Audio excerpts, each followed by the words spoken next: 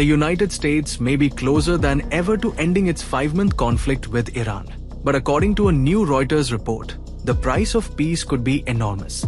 Negotiators are discussing a deal that could give Iran control over ships entering the Persian Gulf through the Strait of Hormuz, one of the world's most strategically important shipping lanes. If that happens, it would mark one of the biggest geopolitical shifts in West Asia in years.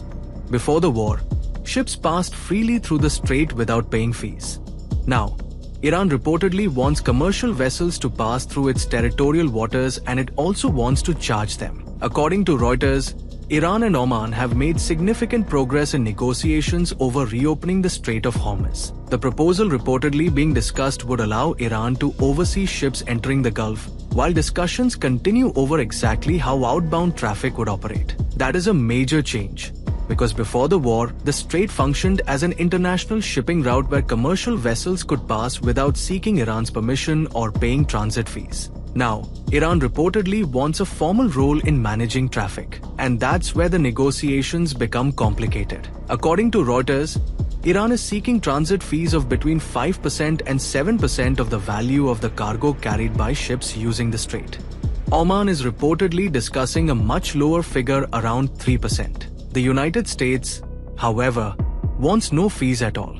In other words, there is still no agreement.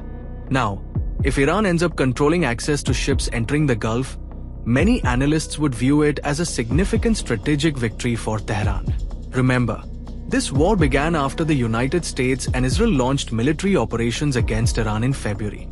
At the start of the conflict, US President Donald Trump spoke about forcing Iran into what he called an unconditional surrender. 5 months later, Washington appears willing to negotiate over one of the region's most strategically valuable waterways. Reuters reports that Gulf countries want inspections of ships to remain under regional supervision rather than exclusive Iranian control. There is also disagreement over whether any payments made by ships should be voluntary or mandatory. And perhaps the biggest unresolved question concerns ships traveling out of the Gulf.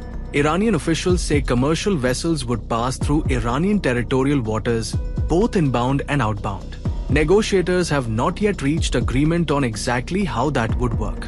Iran has also reportedly warned Gulf countries that if the United States launches another attack, Tehran would retaliate by targeting energy infrastructure across the region. The United States wants the strait reopened without new restrictions. Iran wants a formal role in controlling access and reportedly wants ships to pay for using it.